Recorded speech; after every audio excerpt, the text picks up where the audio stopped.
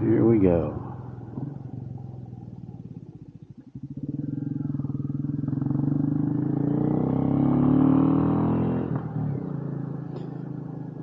So my first motorcycle experience was when shall we call him a semi-cousin, one of those kind of related but not really, from my mother's past, came to visit us in Southern California. I was probably 9, 10 years old at the time, and he had some no-name chopper. All I knew is it was a motorcycle, and he cautioned me to keep away from the hot exhaust. But I got a ride on that machine, and well, kind of changed my life. I got thinking, this looks like a lot of fun. As it was, we were riding our bicycles and doing all kinds of stupid things with them, seeing how far we could jump them, Evel Knievel style. But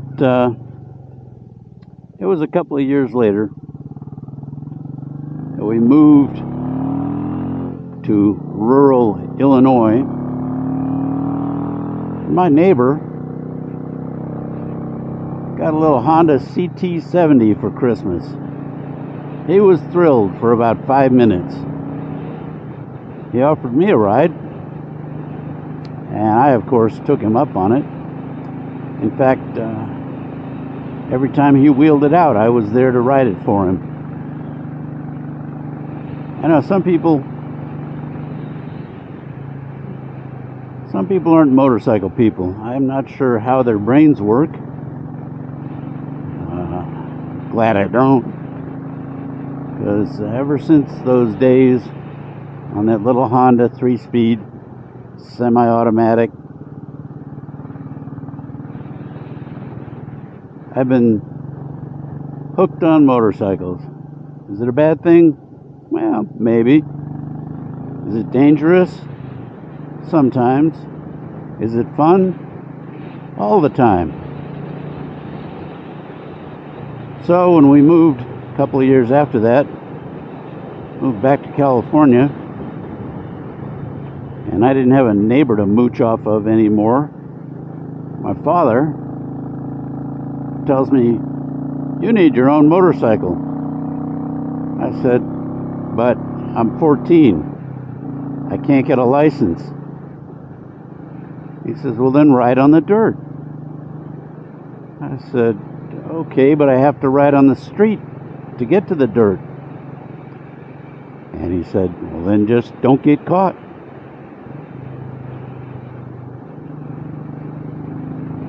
I know, I had friends who would buy a motorcycle and park it at their friend's or neighbor's house so their parents wouldn't find out. Mine are just the opposite. "Well, if you're going to break the law, don't get caught." "Oh, okay, Dad."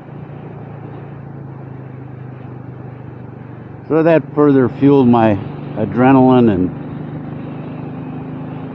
gasoline-filled dreams.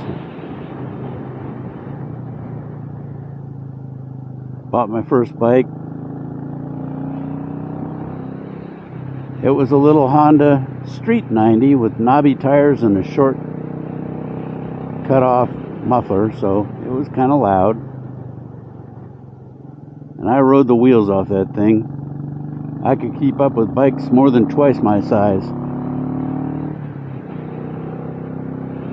I rode it until I melted a piston. That was fun. But I learned how to take it apart and fix it. That's a skill that's come in handy over the years.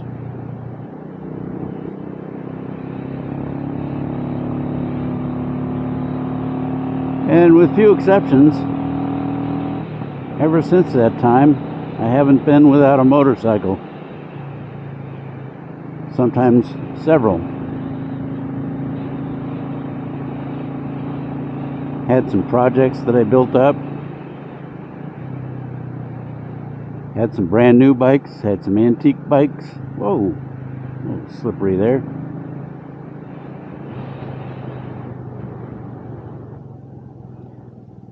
There have only been a couple of bikes that I didn't really like, and those are the ones that didn't really run. I mean, they ran when I bought them and then almost immediately blew up. There have been a couple of them. But I don't blame the brand. You buy something old, you're the 17th owner, it's had questionable maintenance, and boom, it blows up. So that's to be expected. So anyway, that first bike, I couldn't ride on the street, except, as I said, to get to the dirt.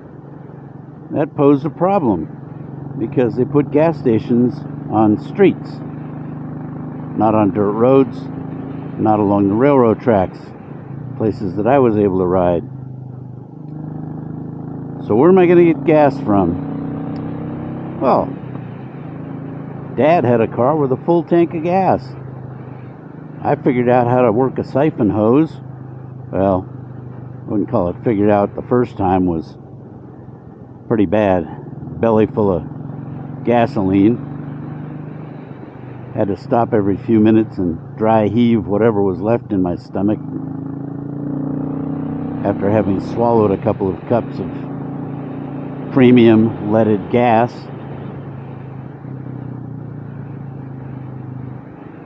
But dead man's curve.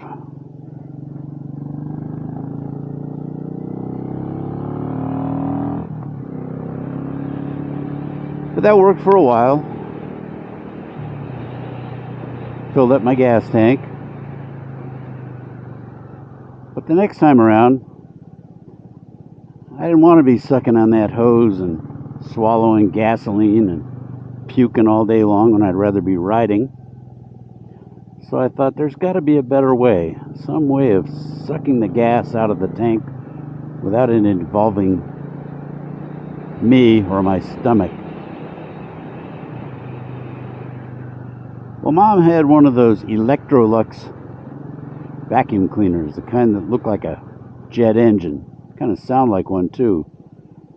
And I thought, well, I'll just put the hose on the end of that and use the suction from the vacuum cleaner.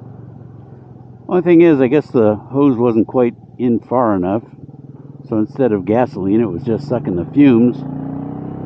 Fumes are highly flammable, by the way. And then, I don't know if you've ever seen the inside of a jet engine, but basically it's a fan that blows air into it. Fuel is injected, and then a spark is added. And the resultant flame pushes on the turbine, which drives the compressor, which makes the whole thing go. Here I was, sucking fumes out of a gas tank, using a fan that was driven by an electric motor that provided plenty of sparks,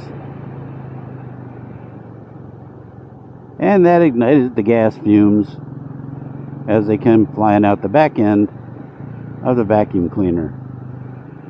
Once that ignited, I had about a 6-foot flame blowing back into the garage.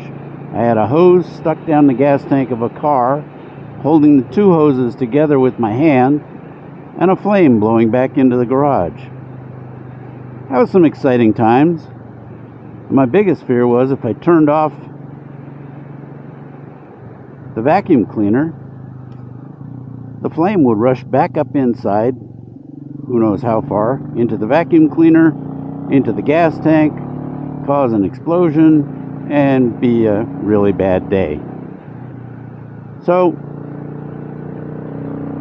it took me a few seconds, but then I realized if I just take one hose out of the other hose so the vacuum cleaner is no longer sucking on the siphon hose, there's no fumes to be had, and it would go out, which it did.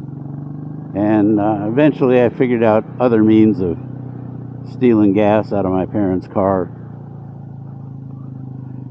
Even ventured to the gas station on a few occasions. It's only about a block away from the railroad tracks that ran through town.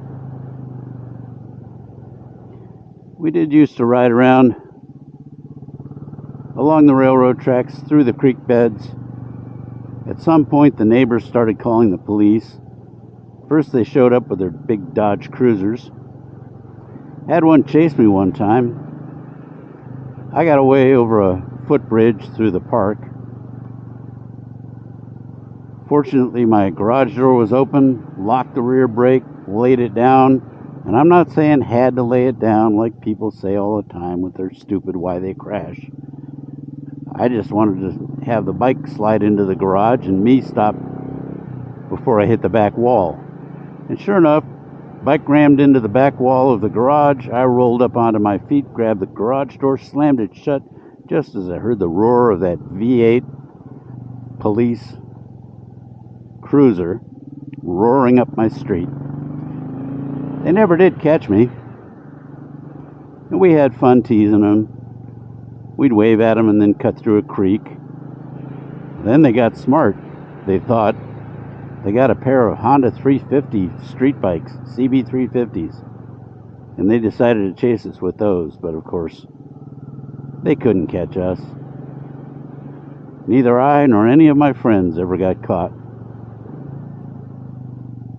So, my advice is, if you're being chased by the police, run. Especially if you're a teenager. You probably have more guts than those cops do, and probably less brains. So, there's nothing to keep you from taking chances. They have things like wives and families to go home to. Whee!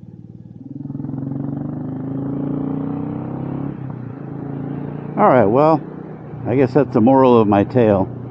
If you're being chased by the police, run. Here we are, speaking of police. There's the courthouse. We're crossing the French Broad River. I know it's a little hard to see from down there at foot level. River's flowing pretty good today. We have people trying to back into each other.